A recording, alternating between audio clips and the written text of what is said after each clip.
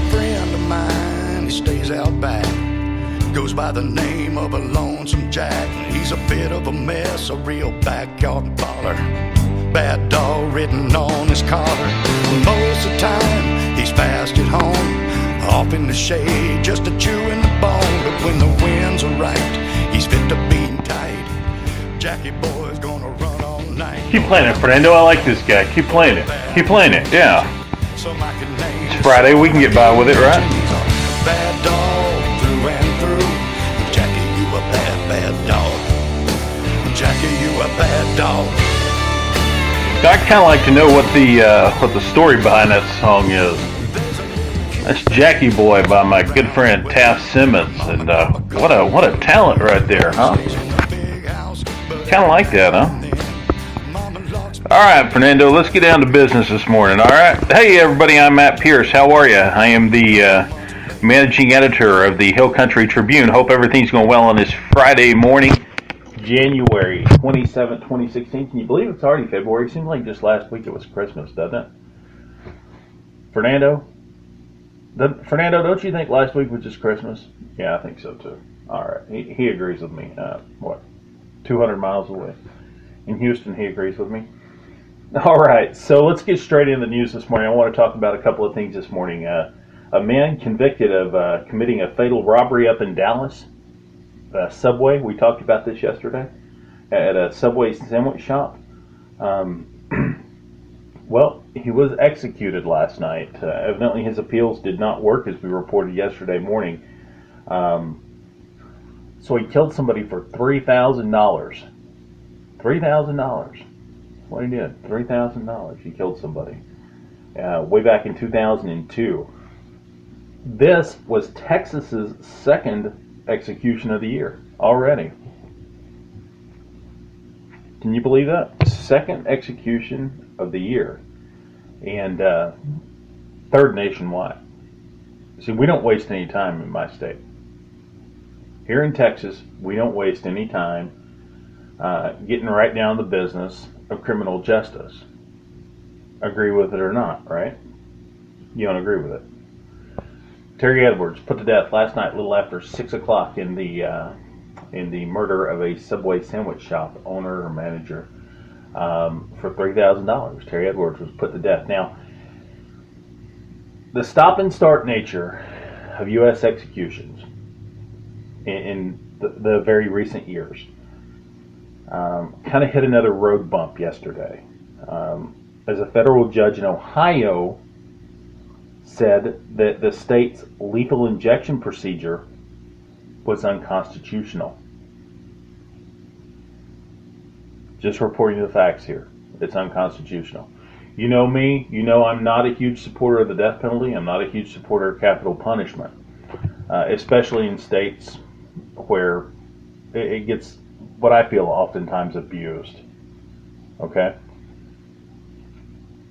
Fernando, I'm going to hate on your home county here, Harris County. Harris County has gotten it wrong numerous times, through their botched crime lab. And I know one of my great mentors in life, Art Acevedo, who used to be the police chief here in Austin, went to Houston to be the police chief. I think some things will turn around there. I really do. But anyway, that's a story of a whole nother matter. Michael Mertz, the federal magistrate judge, went far beyond nitpicking yesterday in Ohio over the state's lethal injection procedures. At one point during this, he raised potential problems for 3 other states that used the disputed sedative midazolam. Is that what you call it? Midazolam? And, I know a lot of veterinarians. I used to work in the veterinary medicine field for a while, and somebody I know is a veterinarian, and I'm going to tell you, animals are put to death more humanely than a human who committed a crime, ostensibly committed a crime. Okay, we don't know that they actually did it. I mean, we don't know, right? I mean, we don't know beyond a reasonable doubt in most cases that they really did it. I mean, the burden of the proof is on the state. State usually, if you've ever dealt with the criminal justice system, has the cards stacked against you. I'm not a huge fan of this, obviously. But this judge up in Ohio said states have struggled for years to find lethal injection drugs that pass constitutional muster after these pharmaceutical companies and distributors banned their use in executions. Did you know that? Some states, Fernando, choose to this. They turn to this midazolam, whatever it is. I'm not sure how you pronounce it, to replace these other barbiturates and anesthetics that are that were commonly used in the past. Partly because it's cheaper. Partly because it is cheaper. Yeah. And they can't get a hold of the drugs anymore. So, here you go, Greg Abbott. Why don't we just go back to hanging them? Why don't we do that? What is it, Utah that still uses a firing squad? I think it's Utah. Was Gary Mark Gilmore, was he the last one executed by a firing squad? I think so. Was that back in the 70s? Fernando, look that up for me. We got a few minutes here. Look that up for me. That'd be an interesting deal.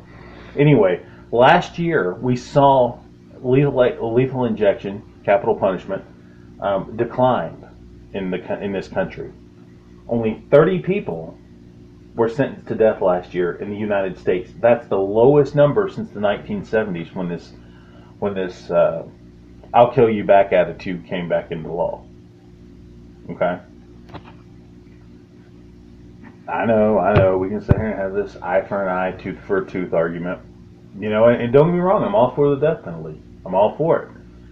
So long as you can prove to me beyond a reasonable doubt that it really happened. I mean, so long as it really did happen. Anyway, this federal judge, Judge Michael Mertz up in Ohio, nitpicked the state's procedures apart yesterday, and in doing this. So, pretty crazy.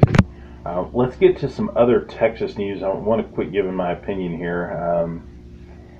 Fernando, give me some looks here on the video screen. Like, would you just quit spouting your opinion and get back to the news? Okay, we'll get back to the news here. What about this morning? News out of Dallas, or Fort Worth this morning, where American Airlines reported fourth quarter earnings of only $289 million. The Fort Worth-based company said it had a profit of 56 cents per share.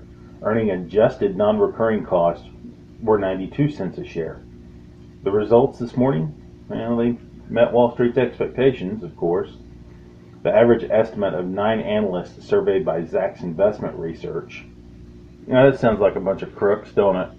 Zacks Investment Research. That sounds like a good old boy thing, don't it? Fernando, give me the good old boys, Fernando. Where they at? There we go. Better watch out. Here come the good old boys. All right, stop. Anyway, this research done by Zacks Investment Research was also showed earnings of 92 cents a share. So, anyway, Fernando, check this out. The chief of the U.S. Border Patrol has been forced out. Did you know that? They forced him out. They really did force him out. Yeah, there you go. See, they forced him out.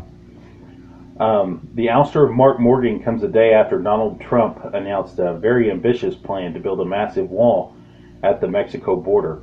He also bolstered the ranks of Border Patrol, is what he wants to do. What does Morgan's exit do? Well, it gives the Trump administration a chance to start fresh with a new Border Patrol chief of his own choosing. Can we get a hand? There we go. So anyway, yeah, that could be pretty interesting. Donald Trump announcement yesterday that he's taking steps to build a wall along the U.S.-Mexico border was really some welcome news yesterday. Did you know that? Yeah, it really was. There you go. Thanks, Fernando.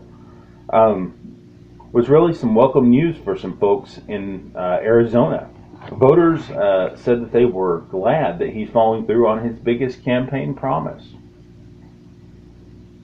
Did you know that One voter who they talked to owns a cattle ranch out in Arizona, about 25 miles north of the border, and she says it stretches from the Arizona border to Mexico. She definitely needed more help with barriers, but a wall won't stop the illegal crossings. Did you know that? Didn't know that. So, it looks like some of Donald Trump's actions are being met with some great fanfare. Yeah. You know, this ought to be, if you're a music fan, this ought to be interesting, especially if you're a fan of Willie Nelson. You know, he canceled 2 shows due to illness, and Elaine Schock, his publicist, said yesterday that Nelson had a real bad cold and won't play Saturday or Sunday in Las Vegas.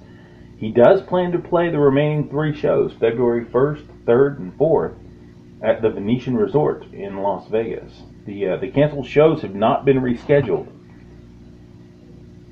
And, you know, Willie Nelson is, 83 years old, I think, and lives here in Austin, and had some great hits, right? On the Road Again, Always on My Mind. And I think this spring, right, Willie Nelson is putting out a new album called God's Problem Child. Did you know that? That ought to be a real interesting album.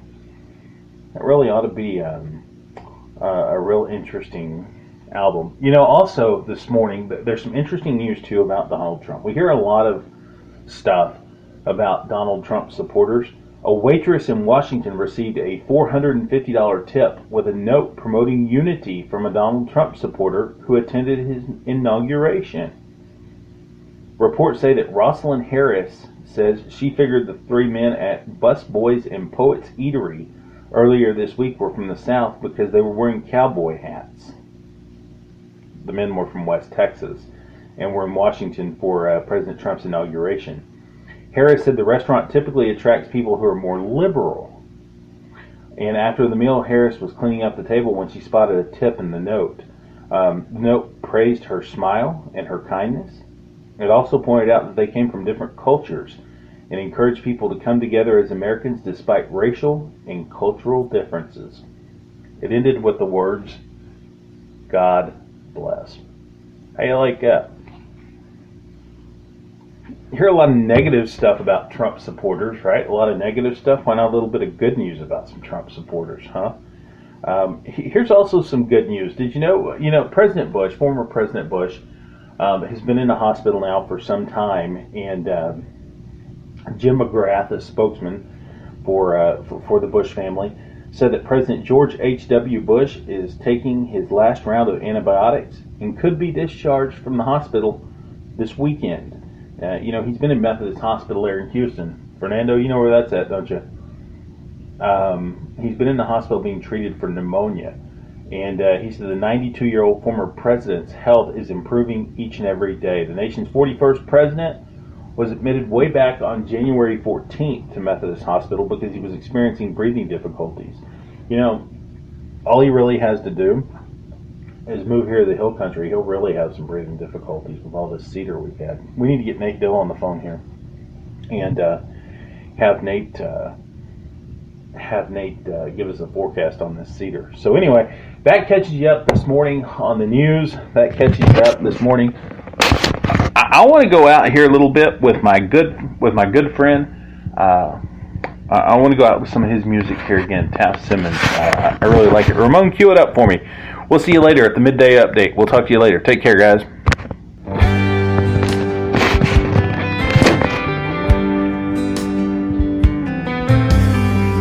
Baby gates and clotheslines, fairy tales and nursery rhymes. If I could travel back in time, I'd make a change or two. I'd paint the house and grow tomatoes. I'd be home 1 hour and later, comb my hair and sit up straight when you walked into the room. I'd look at you with second glances, stay at home for more romance, but I ran out of